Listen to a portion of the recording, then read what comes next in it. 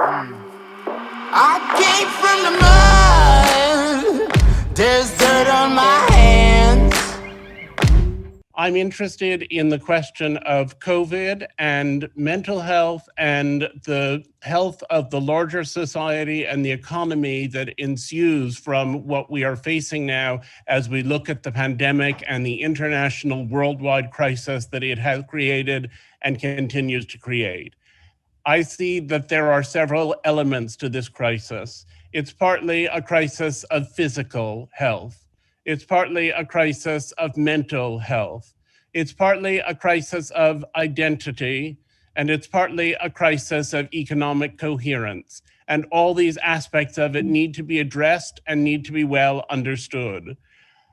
The crisis of physical health is fairly evident. People are getting this terrible illness and they are getting sick from it and they are suffering terribly physically.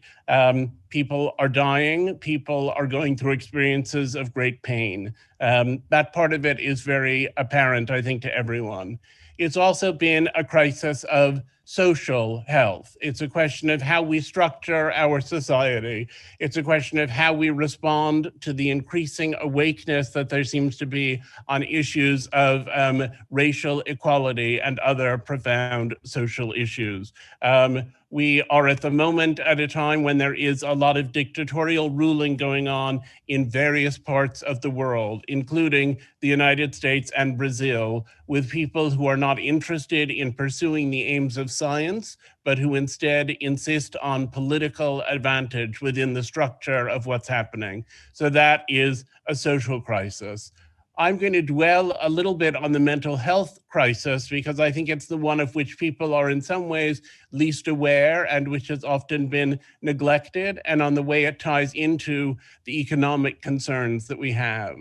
So the crisis of mental health responds to a number of kinds of fear. There is, of course, the fear of getting this disease and dying, which is a terrible fear for people to have.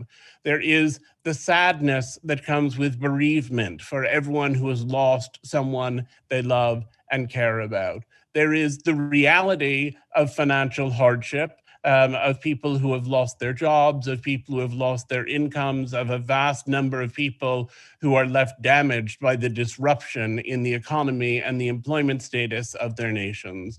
Some of them are even living with fear of homelessness. They're losing whatever roots made them feel stable. And there is, of course, anxiety that goes with that about future economic devastation, as well as concern about current economic devastation. We have sometimes plummeting and often irregular markets, which I think are an indication of how little we understand what the long-term economic implications of this situation are really likely to be.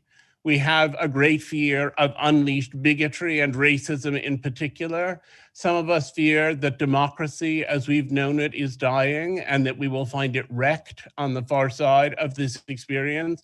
And then we have the quarantine and the attempts at isolation, which have come and gone. There have been times when we have had to stay inside for long periods of time. There is every possibility that there will be times like that again. And so we have the stress of isolation that goes along with any kind of intense fear of death. Now, the economic fear relates to the financial losses we've sustained. I look around in the neighborhood where I live in New York City, and I'm struck by the closing of many local restaurants, which have signs in the windows that say that they are over and finished and will never be there again. And I feel that it's tragic for the owners of those restaurants, who are mostly small businessmen who've kept the economy ticking along. I feel terrible for the chefs, who are people with very specialized skills, who now find themselves with nowhere to go because so many restaurants are closing and all at the same time. It's tragic for the waiters and the busboys, some of whom are illegal immigrants who will now descend from struggling and working very hard on behalf of the country into total devastation. But the real question, the most pressing question now, is what comes next? Is there going to be a collapse of the world economy? And if there is, will that be a short-term problem or a long-term problem? are those waiters and busboys whom I just mentioned, people who are going to be temporarily out of work until everything picks up again when a vaccine arrives in a matter of months? Or has there been a change in the way people live? And how will we live on the far side of this? What will be our values? What will be our habits? What will be our tendencies? What will be our priorities? What are the ways that we're going to relate to one another?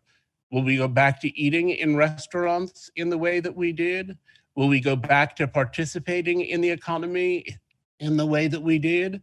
I talk to people who say, oh yes, I just saw online a fashion show, but I didn't buy any clothes because where am I really going to wear them?